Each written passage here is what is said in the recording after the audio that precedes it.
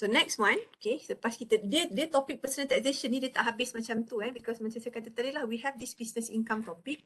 Nanti kita ada soalan, satu orang ni dia ada semua benda. So always related lah bila kita buat business income, if dia ada income lain dan kita akan buat calculation macam tadi. Basically apa yang kita dah tengok tadi tu is the complete set of tax computation for an individual. Right, so the purpose of this subject sebenarnya, end of the day, we want you to be able to compute ataupun to calculate tax computation for individuals and also for business. Nanti later on kita ada another topic for partnership. So you should also be able to calculate tax for a partnership, right?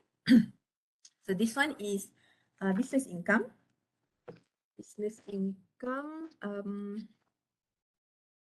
Okay. Ni kita dah masuk section lain lah. This is section 4A of the income tax.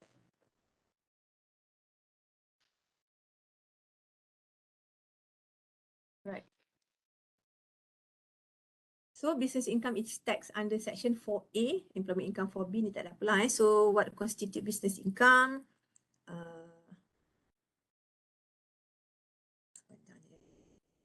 Saya skip dulu ni. Alright, so we want to know first of all, we have a term called badges of trade. Ini kalau you tengok textbook taxation adalah discussion on badges of trade ni. Maksudnya whether income is derived from trade income. Trade income tu maksudnya business income because in some cases ada yang macam tadi lah rental income tu, it can also be a business income. Right, remember masa kita buat rental income, I told you that if ada rumah sewa tapi bagi sewa je macam tu, just ambil the rental every month, itu boleh kira sebagai rental income. Tapi if we have rental income, but you provide maintenance, you provide security dekat rumah tu, itu dah bukan masuk kategori rental income. Itu dah jadi business income. Okay, sebab ada condition dia lah. The one I think I share with you juga, ada public rulings tu. Kalau ada provide security, provide maintenance, letak fully furnished apa semua, itu might be considered as business income. So here kita ada Radcliffe Commission, they listed 6 badges of trade, which means kita ada 6 criteria or 6 conditions that will help us decide whether certain income is business income or non-business income. Okay, because remember business income under section 4A, non-business income section lain lah, B, C, D semua tu. Alright, number 1 is subject matter. When a person does ataupun derive income from certain business, is it income generating or for personal enjoyment? Okay, so contoh ada orang ni dia suka beli kereta dan dia make up kereta tu dia jual balik. Some itu adalah personal enjoyment, dia beli, dia simpan lama, dia make up, lepas tu after a few years dia jual. And then 2-3 tahun lagi baru dia beli pula kereta, dia make up lagi, dia jual. Some beli makeup jual, beli makeup jual, beli makeup jual. Itu income generating, subject matter. So kalau macam tu, mungkin dia akan masuk dalam kategori business income. Period of ownership, at least 5 years. If you own something, let's say you have a house and you want to sell, dah duduk dalam rumah tu more than 6 years, nak jual. Period of ownership more than 5 years, itu kita boleh consider sebagai non-business income. Ni duduk setahun jual, duduk setahun jual. Itu boleh masuk dalam kategori ni lah. Frequency of transaction, sama tadi lah kalau 1 tahun tu berapa kali buat transaction tu? 1 tahun berapa kali beli kereta make up dan jual? Kalau 1 tahun tak ada, 2-3 tahun sekali baru buat, itu mungkin tak frequent. Something that is not frequent is not considered as a business. Tapi repeated, more than berapa kali setahun, itu dikira sebagai business. Supplementary work on asset, ada buat something tak untuk asset tu? Beli, macam rumah tadi beli you duduk, beli renovate cantik apa semua, lepas tu tahun depan jual. Atau beli makeup buat cantik just untuk duduk. Okay. And then set up to dispose of goods, ad hoc atau proper setup. Kalau tiba-tiba beli rumah and then rasa nak jual kan, ad hoc ataupun proper, macam beli kereta tadi lah, beli kereta and then you make up and then you sell buat cantik. Bukan ada kereta, alamak nak pakai duit nak jual. Itu bukan business. And motive for transaction, is it for short term or long term? So kalau beli untuk long term ataupun the transaction is for long term, itu consider as trade. So ada 6 badges of trade, they call it badges of trade. Ada juga additional badges of trade, ada lagi 3. circumstances surround the transaction, profit motive as a factor, or intention to trade. Right, so this is basically how can we decide whether certain transactions are actually will result in a business income or not. Right. Example. Robert has several properties in Putra Heights which he had no intention to sell. Okay, nampak? Dia ada banyak rumah. Dia tak nak jual. Tapi, in December 2017, he was diagnosed with a serious illness and had to incur high medical bills. In January 2018, he sold a property for 1 million. The original cost in 2009 was 450,000. Soalannya, state whether the profit is subject to income tax in 2018. Okay, nampak? There is no element of trading. So dia takkan kena tax lah because dia beli bukan untuk jual unless dia ada banyak rumah dan dia ada intention untuk jual. Okay. So this thing will be determined by the lembaga hasil lah. Not us. Bila dia tengok certain transaction tu, is still subject to tax. I can go back to the badges of trade tadi. Nak tengok ada element trade tak dekat situ. If tak ada, then dia tak dila sebagai business income. Mutual transactions, a person cannot trade with himself, kena jual kat orang lain, and the surplus of contribution over expenditure cannot be income. Ini pun tak ada apalah, just to tell you that when we talk about mutual concept, there must be complete identity between the contributors and the participators. So barang tu siapa punya, jual dekat siapa. Illegal activities, alright. Section 4A for business income ni, satunya the loopholes here. It does not distinguish between a legal and an illegal business income. Walaupun illegal, if it is a business income, still dia akan tax. So kalau activity carry on has the characteristic of business, then the income will be assessed under section 4A, which means that income will be taxed notwithstanding its illegal or immoral character. Okay, tak kisah legal ke, illegal ke, as long as it is a business income, then you will be taxed. Macam hobbies kan, gambling.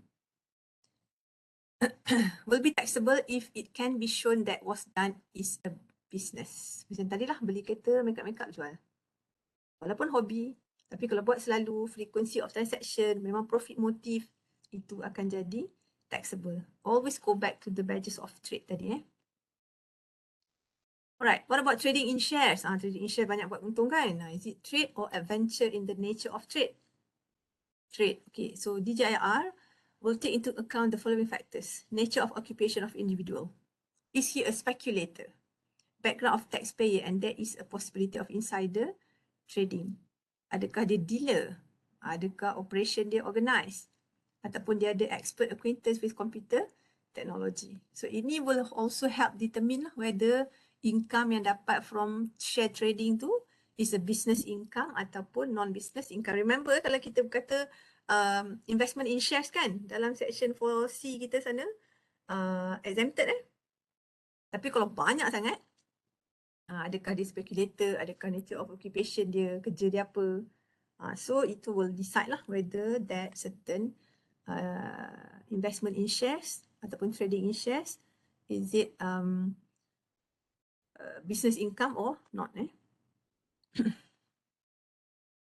So for dia specific trading in shares ni, because ramai yang boleh make money from trading of shares, and ada case Liming V. Jones ni, test for positive existence of trade should incorporate 3 factors. Organisation, organised tak? Ataupun macam marbai kau suka kejap beli, kejap jual, kejap beli, kejap jual, and then kebetulan saham-saham yang dia pilih, saham-saham yang dia beli, yang dia invest, semua give him profit ataupun memang dia memang organized, dia memang study, buat research, bayar orang untuk buat research, I don't know. Itu organized lah. Special skill, the person has a special skill, dia sendiri boleh buat the analysis. Ataupun the subject matter lending itself to commercial transaction. Again, they will go back to the badges of trade tadi. So that will help determine. Companies.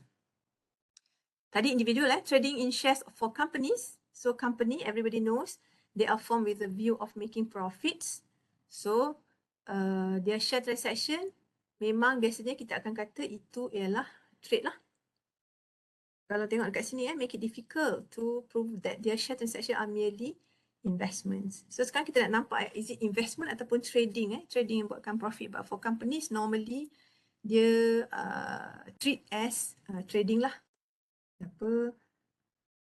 Alright, again, this is from Section 3 Income Tax Act. Income shall be charged for each year of assessment upon the income of any person accruing in or derived from Malaysia or received in Malaysia from outside Malaysia. Okay, ni kita tengok masa week 1 lagi.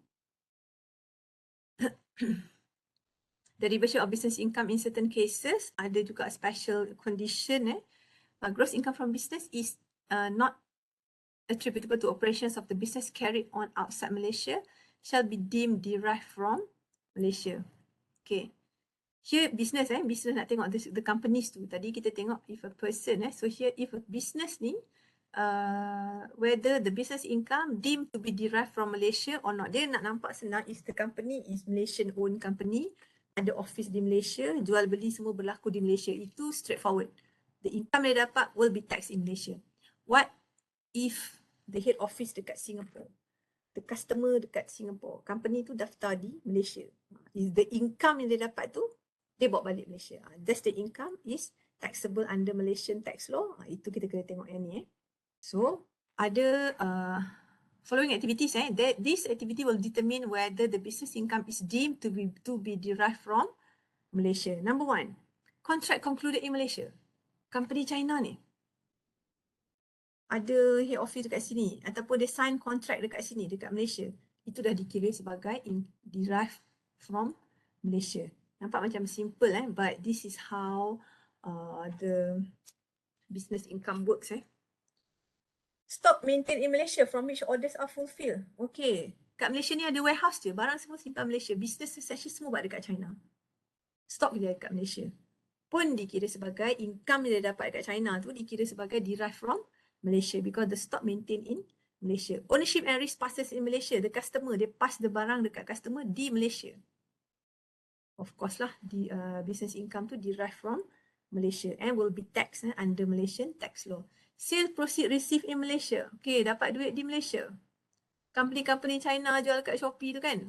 Katakanlah dia ada dekat sini orang dia dapat duit di Malaysia. So, pun dikira sebagai derived from Malaysia. And last one, services rendered in Malaysia, of course lah. Company Jerman, tapi the technician semua dekat Malaysia, dia perform service dekat Malaysian land, kita katakan. So the income yang dia dapat tu, walaupun income tu pergi ke Germany, tapi sebab service tu dia buat di Malaysia, dia datang service aircon dekat office kat Malaysia contohnya. So the income yang dia dapat tu dikira sebagai derived from Malaysia. Okay, sebab these are the condition lah yang must be kita kata present so kalau selain daripada ni dan tak ada lah. Alright, okay, ni pun ada jawapan dekat sini. Alright, so here for example we have Aqua Sendirian Berhad deals in home appliances. The company has a branch in Hong Kong. Goods were shipped from Malaysian office to the Hong Kong branch at a cost of 150,000 plus a markup of 10% and subsequently sold by the branch to local customer for 200,000. So boleh faham sekarang ni barang dia ada dekat Malaysia, Malaysia office yang push ke Hong Kong branch, customer di Hong Kong. Duit dapat di Hong Kong kan kalau macam ni. So soalan dia is how much profit was derived from Malaysia and subject to tax in Malaysia. Okay, sekali baca nampak macam okay, barang tu ship dekat Malaysia, dari Malaysia pergi ke Hong Kong. Jualan berlaku di Hong Kong. So first time you read, maybe you might think that oh, this is not taxable in Malaysia. Okay, but it's not. Kita kena tengok dulu So sekarang maksud cost plus cost 150 plus a markup of 10%. You pernah belajar business kan? So sekarang ni selling price dia is 150,000 plus 15,000. 10% of 150 is 15,000 So dia jual pada harga 165,000. So profit dia 15,000. Boleh faham cost plus ni, cost plus markup ni, dia jual pada harga 165,000 tu dia dapat profit 15,000.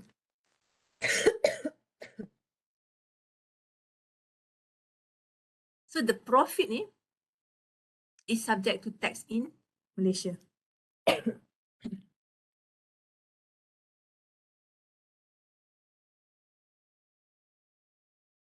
So basically cerita dia, the timeline dia macam ni lah. Barang kat Malaysia hantar pergi Hong Kong branch yang jual dekat customer di Hong Kong. So kita tengok dekat sini, the next one is apa ni?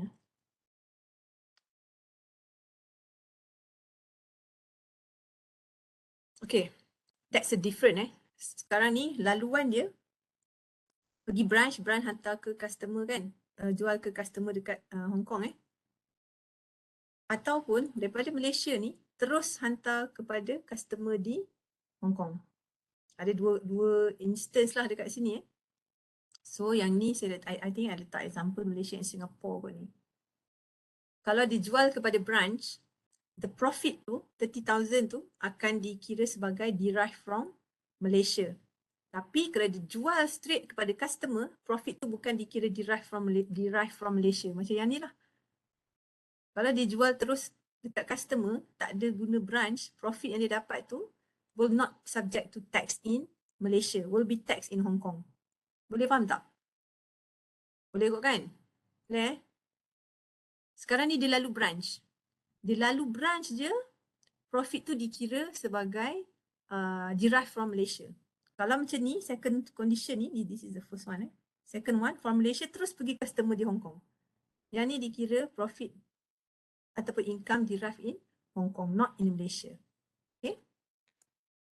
Macam ni lah sama seperti bagi example kalau dekat Malaysia dengan Singapore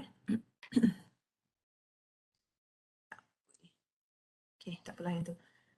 And then commencement of business. Alright, another thing is that satu, you have to look at the badges of trade. Secondly, you have to look at the whether income is derived from Malaysia or not. We don't care kalau income to derived from other place. Kita tak kisah. Yang kita nak tahu is whether the income is derived from Malaysia. Tu satu tadi you must know the test whether that is business income. That's the very first layer. Once we have decided that that is a business income, then only kita tengok pula. Okay. Business income, is it derived from Malaysia or not? Nak tahu derived from Malaysia or not? So these are the condition contracts yang kat sini, stok simpan dekat sini service rendered di sini. Okay. Now dah go through these events And then, okay. Also we need to know the commencement of business. Bila kita boleh start tax company tu? For tax purposes it is important to identify the actual commencement date. Satu, to determine the basis period in relation to the assessment year. Okay, katakanlah business to start in 2022. So the tax will start in 2022. Okay, to identify the expenditure incurred before the date of commencement. Apa yang dia dah tanggung before, because for business ni dia ada dua jenis expenses Satu they call a pre-commencement expenses. The promotion apa semua tu, itu pre. Belum start business dah ada cost incurred itu masuk dalam kategori pre-commencement. Ada juga cost incurred during ataupun after lah. To identify capital expenditure and also to allow capital allowance against the business income in relation to the relevant year of assessment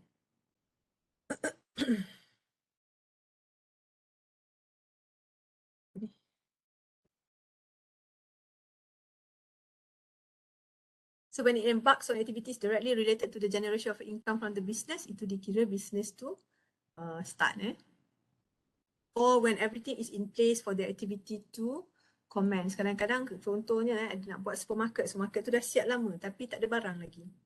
Let's say supermarket tu siap 2021 tapi belum letak barang. Itu belum dikira sebagai nak commence the business so tak boleh tax lagi pada tahun 2021 contohnya So 2021 bangunan dia siap tapi belum letak barang. So belum start lagi the basis year dia Alright, so these are the example how these events will help us decide whether the business has commenced or not. Specific circumstances. Contohnya, acquisition of a business. Company A beli company B. So kita nak tengok bila business tu dikira sebagai wujud business yang dia dah acquire tu. So kita tengok the date of the existing business is acquired. Maknanya date of acquisition. Hotel contohnya. The date the hotel is open to the public, because sometimes you can see kan ada hotel baru tapi tak buka lagi. Hotel tu dah lama siap. In that case, katakan macam tadi kedai hotel ni dah siap year 2021 tapi tak buka-buka lagi dekat public. Dia buatlah, adalah benda tak siap lagi. So untuk year 2021 dia belum dikira sebagai beroperasi lagi. Dia buka je dekat public, baru dikira the business commence lah. For manufacturer, kilang. Okay, kilang barang ni, manufacturer, commencement of business start bila dia beli raw materials. Remember, you beli raw material, belum tentu boleh jual lagi barang tu kan? Kilang proton ni, selagi dia start dengan beli material dulu. Tapi the moment dia beli raw materials, itu dah dikira bisnes dia jalan. Walaupun kereta dia belum siap, dia belum jual lagi kereta tu. But because they are manufacturer, the date they purchase the raw material is actually the commencement of the business. Business dah start commence dah. Plantation, tanam pokok kelapa sawit. Bukan tunggu berbunga berbuah dulu tak. The date the seeds are sown. Tanam benih je dah dikira bermula dah bisnes dia. Property developer nak buat rumah. The date the land is purchased. Beli tanah nak buat rumah. Rumah belum buat lagi. Rumah belum buat dan belum jual. But the business dah dikira started already. The moment dia beli tanah untuk buat rumah. Construction. Nak buat kilang. Construction business nak buat bangunan. The date the land is level. Dia buat clearance dekat land tu walaupun belum pacak apa benda lagi. Dah dikira sebagai business tu dah start. So these are the activity yang that will help us determine lah yang kita kata this is the most simple way to look at it in order for us to help decide whether the business has commenced or not. Alright, sebagai contoh, saya baca ini dulu. Then you have to decide bila commencement date of business ni.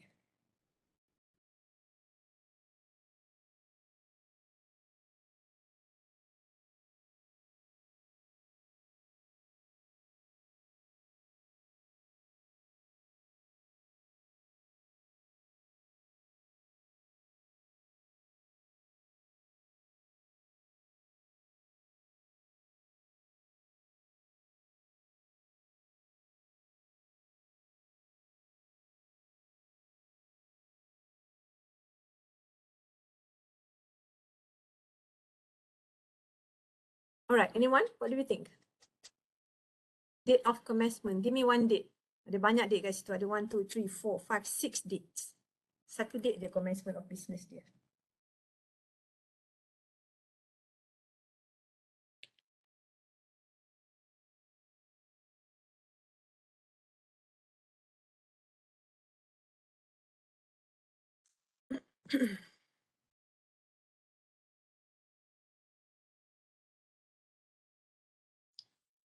Anyone nak try?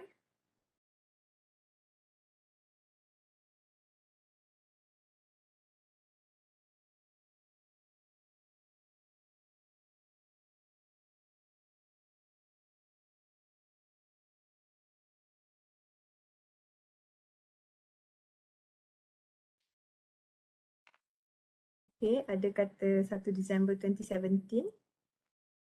Lagi? Any other dates?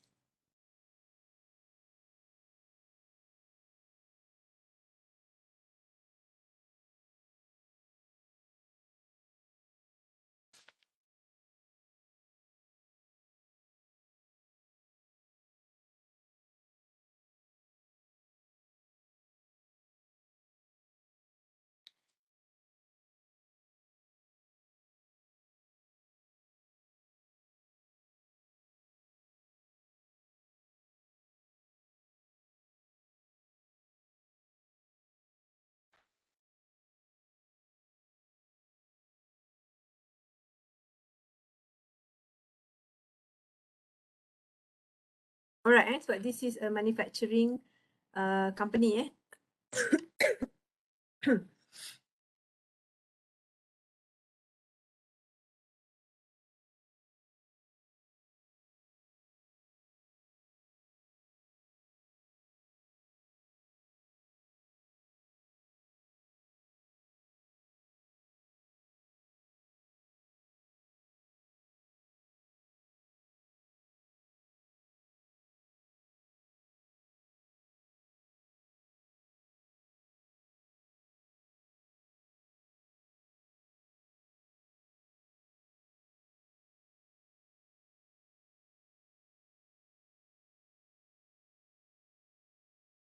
Okay, sorry. Right, so it is on 1st December of 2017, the arrival of raw materials too.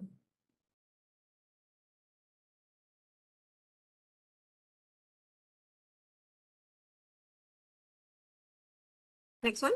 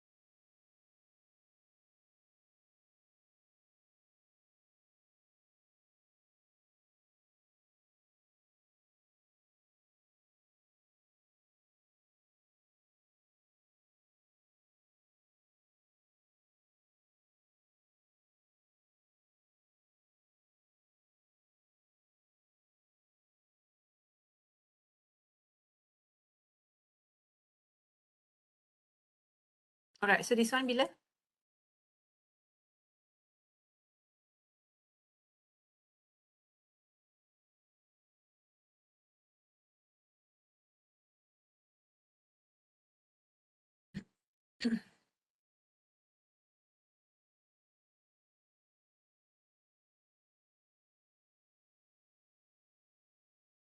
Ada nak cuba tak?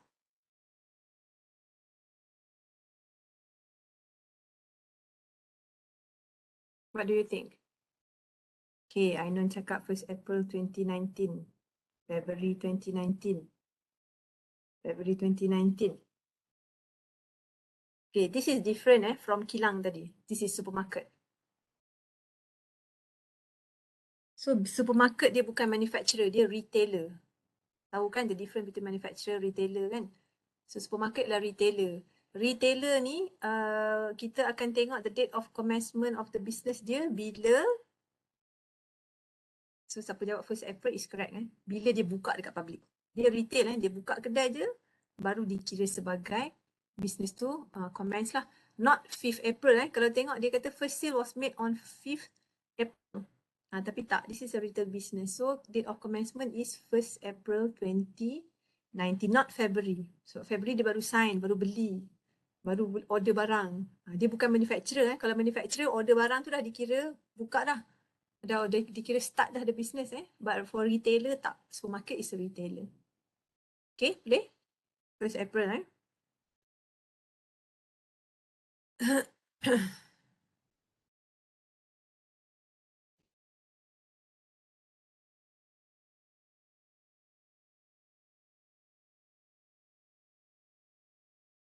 Alright, we also have what we call as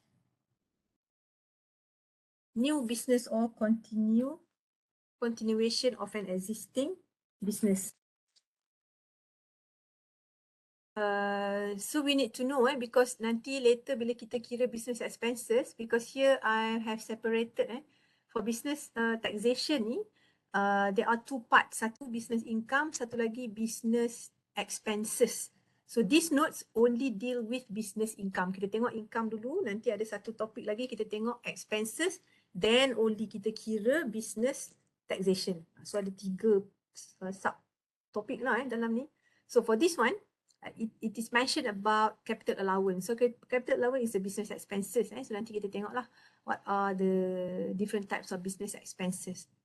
So whether it is a new business or continuation as an existing business depends on satu, customers dia, management, the trading activity, because sometimes business tu dia kata under new management.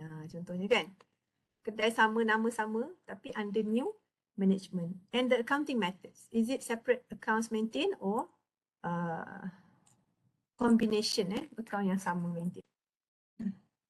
So tadi kita tengok commencement of business, the date bila date business tu started, and next is bila business tu tutup, winding up, winding down.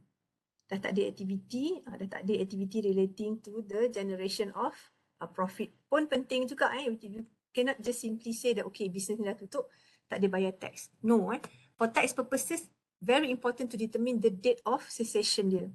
Sebab nak tengok bila dia stop business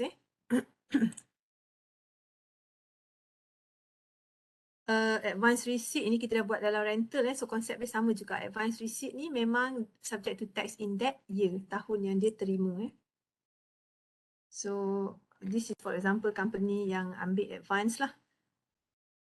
Some receipt in advance, the cost for carrying out of business must be recognized as income and be subject to tax in the year of receipt. So this is the important part dekat sini So contoh for a business such as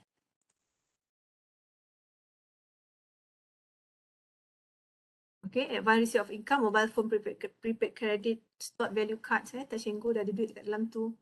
Annual subscriptions paid in advance, tickets or voucher online, airline, football season ticket, ini semua yang dapat, yang sold in advance. So from the perspective of the company, whatever yang dia dah dapat awal, dia kena record pada tahun yang dia dapat. Okay. Trading with, tak payahlah kot.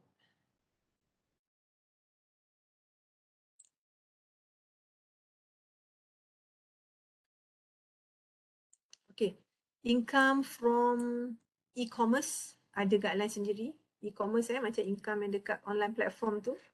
Ada IRB issue guideline on taxation of electronic commerce. So yang ni I can find the guideline for you. You want to read kita tak ada cover lah income from e-commerce ni. Income from letting of property, this is rental income. So ada public ruling like I said ada public ruling, letting of real property is deemed as a business source and the income received from it is charged to tax under paragraph 4A. Rental income boleh jadi 4A, which means it is a business income if, this is like I mentioned before, maintenance or support service are provided. Ada security, ada maintenance, itu dikira sebagai business income. Kalau bagi sewa dan aku bayarlah tiap-tiap bulan, tak ada buat apa-apa untuk rumah, itu rental income. And also interest income can also be business income. And loans or advances to a director by a company pun jadi business income juga. Okay, for this one, should we do it or later je kita buat? Sebab here dia dah ada capital allowance, capital allowance kita belum tengok lagi.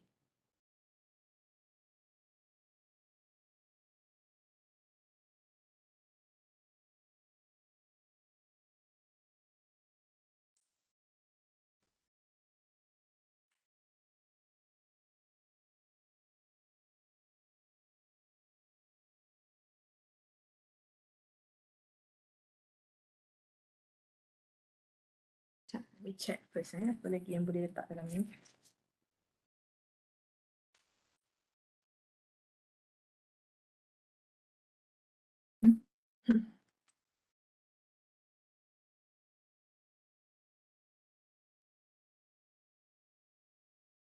Alright, in the meantime, I give you 5 minutes break. Saya nak check balik the notes ni.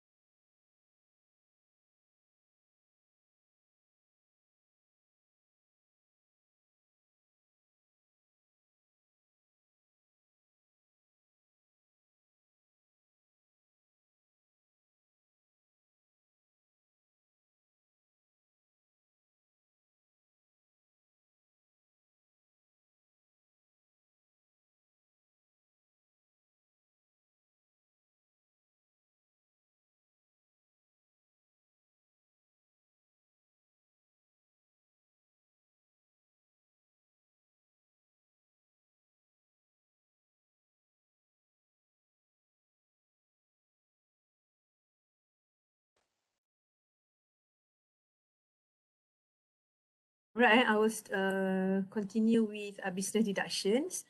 What we will do is that we'll go through the different types of business deductions ni, the business expenses. So tadi kita dah tengok business income, what type of income yang ada, and then this is the types of deductions yang ada. And for next week, I will give you questions so that kita boleh try buat lah under business taxation ni before we move on to a comprehensive question lah, whereby one individual also can have a business income. Alright, so business deduction ni pun sikit je. This is just to introduce to you what we have for business deductions ataupun business expenses. Remember tadi 4A tadi, section 4A kita tengok business income, what can be considered as business income. And then, so these are the gross income from a business lah. It can be all cash arising in the cost of carrying on the business, jual beli barang. It can also be advance receipts. Macam tadi, whatever advance receipt received in that particular year will be assessed in that particular year. It can also be a dividend income from share dealing business. It can also be interest income from banks, financial institution or other money lenders. And also for a business, it can also be a bad debts written off in previous year, which was subsequently recovered. So in accounting, we have what we call a bad debts. Bad debts, which mean kita ada account receivable. We have a debtor yang berhutang dengan kita as a company. Dia tak bayar lama and then kita write off account dia. Kita kata okay, orang ni dah 6 bulan tak bayar hutang, kita write off. Hutang lapuk yang kita write off. Lepas tu tiba-tiba insaf tahun depannya dia bayar balik duit kita. You dah write off from your accounts and then dapat balik duit pada tahun depannya tu, duit yang kita dah write off. So duit yang dapat tu, hutang yang dapat in that subsequent year ni will be considered as business income juga. Okay, ini rare lah kalau ada But the rest ni macam biasa lah cash or debts, maknanya your sales advance receipt and also dividend and interest income So this is how we compute for the business income, net profit before tax. Kita akan buat adjustment for non-deductible and non-allowable expenses. Okay, what is different between profit and adjusted income? Net profit before tax comes from financial statement. Okay, in accounting, the product of financial accounting is the financial statement lah. Kita ada income statement ataupun profit and loss account. So from the profit and loss account, you can have a net profit before tax. So this figure dalam accounting punya statement ni, financial statement ni, ada net profit before tax. But for tax computation, for the purpose of income tax, ada another set of tax computation for a business and the amount tak sama dengan dekat sini. Why? Because we have this part. Tu lain sikit Profit in accounting dengan income dalam tax tak sama. For business tak sama Because why? We have non-deductible and also non-allowable expenses. In some cases, untuk accounting, expenses tu allowed. Boleh tolak dalam expenses.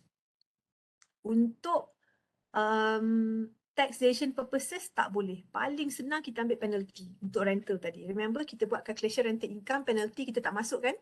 Kita tak tolak sebagai expenses. Tapi in accounting, penalty whatever duit yang you keluar for the purpose of business, itu semua boleh kira sebagai expenses. But not for income tax purposes. Penalty dah salah kan? Kenapa you nak kira expenses pula? Kenapa nak tolak belanja, nak kurangkan cukai? But for accounting, boleh.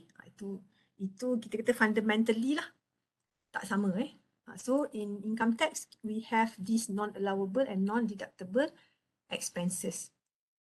Okay. Principles of deduction. This is for income tax For income tax purposes, capital receipts are not taxable.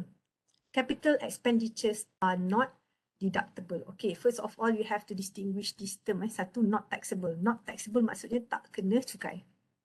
Not deductible maksudnya tak boleh tolak dalam pengiraan income ataupun dalam pengiraan cukai tak boleh tolak. Not deductible. Yang ni not taxable. Alright, for income tax purposes for expenditure to qualify for deduction, it must be related to the business carried on by the taxpayer. And the expenditure must be incurred in the period which the income is brought to charge. Belanja tu untuk tahun depan tak boleh tak kira sebab income tu tak masuk untuk tahun ni contohnya. That's the principle. And for tax purposes, dia ada what we call as QE, QE pula, qualifying, QE is qualifying expenditure, qualifying deductions or allowable deduction under section 33.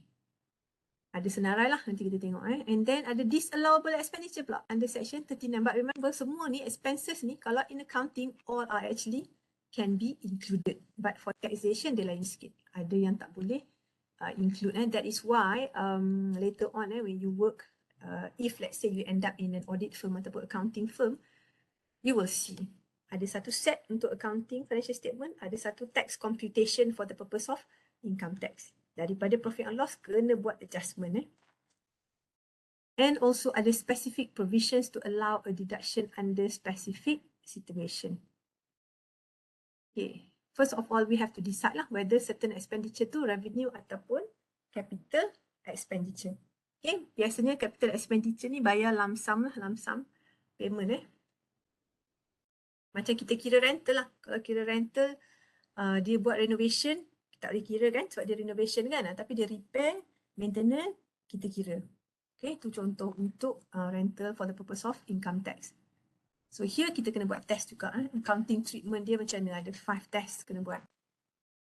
So once and for all ke, expenses tu enduring benefit ke, identifiable asset ke, is it the fixed capital and circulating capital ataupun is it related to the business entity.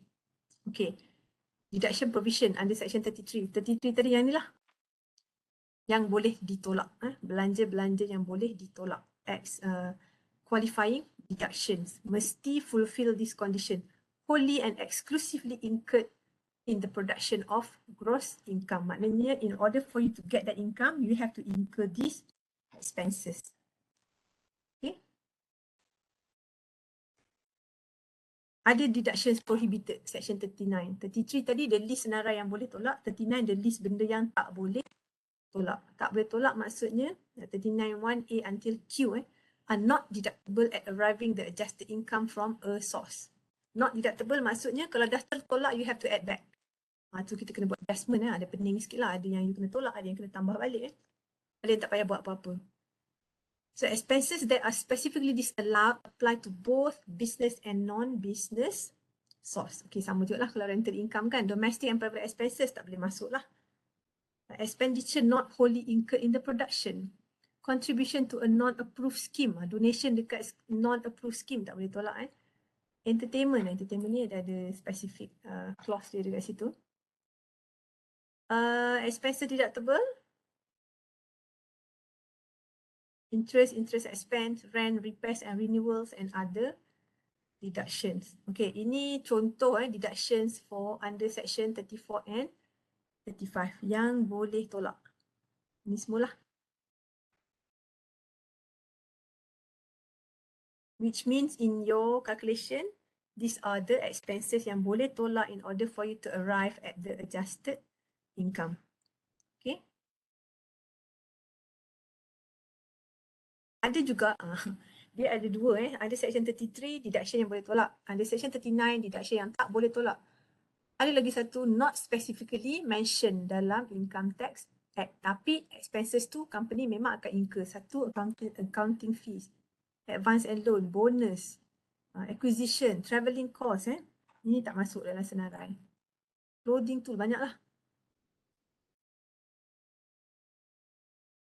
Audit fees, stamp duties, insurance premium, and also entertainment expenses. Not mentioned specifically, tapi semua pun sepatutnya boleh tolak lah. Deduction. Okay. There are also case whereby we call it a double deduction. Maknanya kena darab dua. Why kita ada double deduction? Okay. To promote certain governments, kita kata governments policies, to promote certain government policies. So there are provisions that allow for double deductions. Memang ada term double deduction for certain expenses. So they are allowed in addition to any deduction falling to be made under section 33 tadi. So boleh buat dua kali. Contoh interest on loan to small business. Katakan ada company ni bagi loan, dia bagi loan dekat small business, bagi loan dekat SME. Dia dapat ataupun dia dapat interest. Interest tu boleh dapat double deduction. Employment of disabled employees. Okay, company ni dia hire disabled employees. Bila kita kira salary yang dibayar dekat employee tu dikira sebagai expenses kan? Salary tu dalam calculation dia boleh darab 2 because of this policy. Employment of disabled employees. Training of handicapped person, dia ambil disabled, dia bagi training. Training cost tu in the financial statement, let's say dia incur 2,000 cost untuk training. Dalam financial statement dia boleh buat 2,000 darab 2, double deduction. So instead of boleh tolak 2,000 kurangkan income tax dia boleh tolak sebanyak 4,000, double freight charges from Sabah and Sarawak to Peninsula Malaysia pun double deduction and in some cases ada juga expenses incurred on certain activities pun double deduction can be set off twice again taxable profits. Contoh promotion of export. Okay. Nak promote export of product to overseas kan. Dia incur promotion. Termasuklah whatever lah, advertising lah, apalah. Semua ni kalau untuk tujuan promotion of exports, dia boleh double deduction dengan syarat di bawah ni. Incentive is available to manufacturing and agricultural company, manufacturing agriculture je producing promoted products or engage in promoted activity. Contoh, I'm not sure kalau agriculture ni yang termasuk dengan apa also available to the tourist industry. Contoh kalau nak buat bisnes batik for export. So bolehlah dapat double deduction sebab apa, insentif ni available untuk promote produk for tourist industry. Ataupun employee training program. Sometimes company ni they spend so much to train their employee. They ada specific training programs but only available for manufacturing and companies engaged in the hotel and tourist industry. Selain daripada industri ni tak boleh lah. So this in hotel and tourist industry, if they pay certain expenses untuk employee training programs, sebab hotel kan, you know, Malaysia kita memang nak encourage tourism then the company will get double deduction. Disabled person, macam tadilah the company hire disabled employees, all remuneration, gaji yang dia bayar tu dalam financial statement dia boleh tolak 2 kali because they hire disabled person. Research and development and also freight charges lah, yang ni you boleh baca and also brand promotion, advertising. Expenditure incurred promoting and export quality standard Malaysian owned product subject to double tax deduction. Nak bagi nama tu terkenal brand name, making name internationally known. So kalau dekat international airports ada billboard or dekat highway ada billboard, tapi company tu mestilah 70% Malaysian owned, available untuk manufacturing companies. Okay, yang ni nanti kita buat. Alright. Okay, so untuk hari ni what I introduced to you is just the business income and also business deductions. Alright, so as promised next week saya bagi soalan kita buat. I try to find you questions so that ada both ada business income dan ada employment or business and non-business income lah. Because for business taxation topic ni dia ada agak panjang but I think I will only select the one that is relevant je lah for our purpose for this semester. Because ada time yang memang saya fokus on business taxation but I think for this time kita fokus something else lah but not really on business taxation. Dia ada lagi nanti I will share with you the notes and the questions lah. Kalau saya sempat upload the question, I give you the question beforehand so that next week when we meet kita boleh discuss terus the question Alright, any question tak? Tak ada kot So I will share with you the notes untuk dua-dua ni lah business income untuk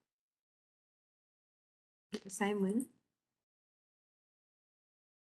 Ya. Saya letak bila tarikh untuk draft tu? Minggu ni ke minggu depan? Lupa dah lah. Sekejap check.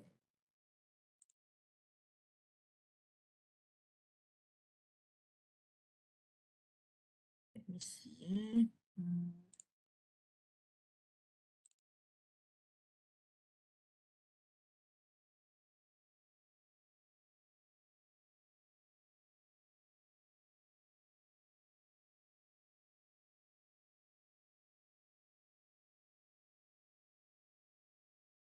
minggu ni minggu berapa dah? Lost dah saya. Week 9 minggu ni? Is it?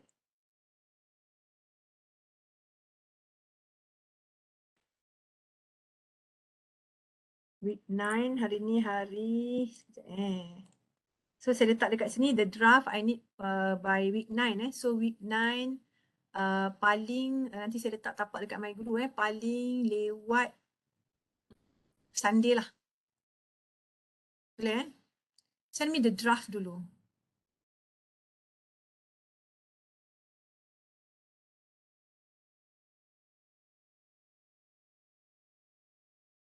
And hari tu kita tak go through saya share dekat WhatsApp group je kan.